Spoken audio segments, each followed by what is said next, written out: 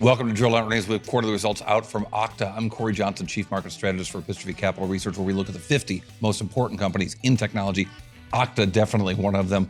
Q1 earnings for this company, and it was a little bit better than Wall Street expected, but I want to dig into what the business actually did here, not the beat or the miss that comparing to Wall Street estimates. The actual numbers, I thought the quarter was pretty good. Wall Street hated it. So let's take a look. So 12% revenue growth on a year-over-year basis. Yeah, that's slower than the company used to grow a few years back. It was growing nearly 30%, but it's a bigger company now, still growing at double digits. I think that that's pretty good. And their RPO is growing at 21%. That's remaining performance obligations, that's billings. But there were concerns that these numbers weren't enough, again, $688 million in revenues with that 12% year-over-year growth. But the RPO number may be a little bit lacking, $4.1 billion about, it's rounding up a little, $4.084 billion.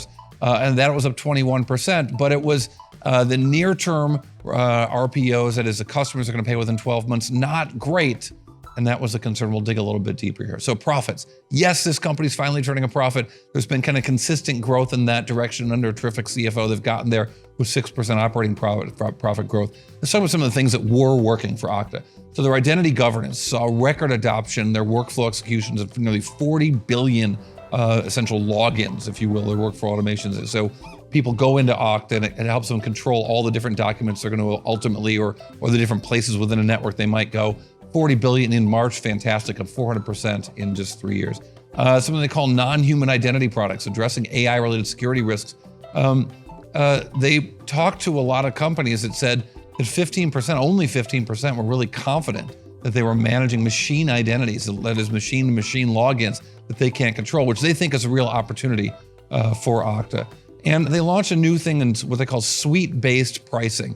Launched in Q1, they say it's driving larger and bundled deals across governance and access products that will be good in the long term, but in the near term, these RPOs, not great. So the RPOs overall down 3%, and that little hiccup, not great. On a sequential basis, down just a little bit, but the direction is really wrong after a fantastic sequential growth in the last quarter. I'm going to call this a hiccup. But again, that was in the near-term RPOs, the 12-month RPOs, not the long-term customer contracts, which had some people worried on Wall Street. The stock sold off big time in after hours, down 12% in after hours, despite a 29% rise going into the print.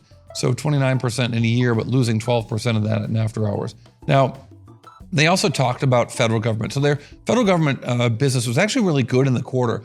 4 of their top 10 Q1 deals were from the public sector in the quarter.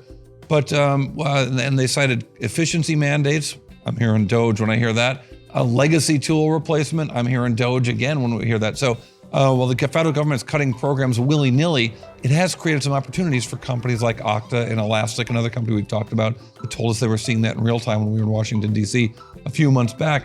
But during the quarter, Okta's CEO Todd McKinnon talked about customers getting a little nervous. Were they worried about tariffs? Were they worried about federal government cutbacks? Again, the numbers from Okta were okay. I thought they were actually pretty good, 12% revenue growth. Wall Street didn't think so. But they were saying that the conversations and the feelings were getting a little bit more negative during the quarter. Well, here, listen to what Todd McKinnon had to say. I think that conversations and the feelings got more negative in terms of like what we're thinking about going forward. But the numbers didn't. If you just look at pipeline and performance, the numbers stayed consistent with what we saw in Q1. So a little bit of a, I would say, conversation. And part of that too is I'm sure, we're like everyone else on the call. We hear what other companies say too. We hear other companies say that, the business was a little soft in March and April.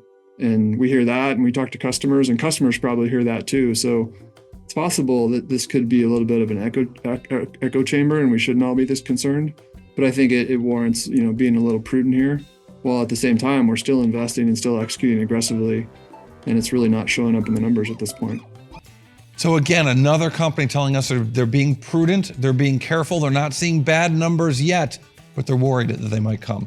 So what is the big number? What's the drill down earnings takeaway, the drill down earnings bite, the one number that tells us a whole lot about this quarter? Well, Okta Q1 earnings, your essential summary, your drill down earnings takeaway, Is it a pretty good quarter? I thought 12% was not good news for Wall Street because Wall Street was concerned about the near term, the current RPOs, the remaining performance obligations. That is, customers that want some of their products and want it in the near term in the next 12 months. The CRPO, the current RPOs, not great, down 1% on a year-over-year basis.